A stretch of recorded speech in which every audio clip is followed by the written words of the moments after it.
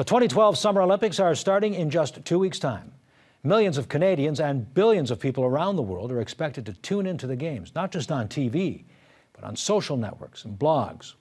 Our web producer, Nick Logan, is keeping you online, and he joins us now in our studio to tell us how the Games are going to play out on the web.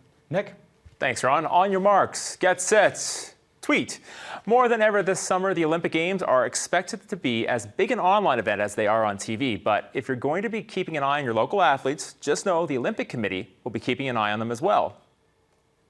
The 2012 Summer Olympics have been dubbed the Socialympics. It's expected that people will be turning to the internet and keeping an eye on their smartphones more than ever when athletes from around the world begin competing in London in 2 weeks' time. The International Olympic Committee has already set up an Olympic Athletes Hub online so you can keep tabs on the tweets from your favorite athletes.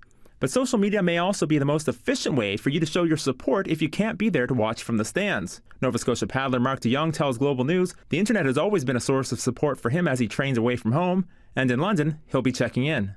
But yeah, I mean, I'm going to update people as best I can. But while there is a lot of hype about the instant updates coming from the competitions, athletes will have to think before they tweet. The International Olympic Committee has set out guidelines for all participants using social media. Athletes are allowed to share their trials and tribulations online and can even post pics, but that's only as long as it's just for them and their followers. In other words, it has to be a sort of digital diary, not a report. And of course, they've got to keep their posts clean. But if you're looking for on-the-ground videos to come straight from the other side of the finish line, you'd better not hold your breath. Smartphone vids are out of the question, and don't expect to see those famous 5-colored rings on any of the participants' personal sites.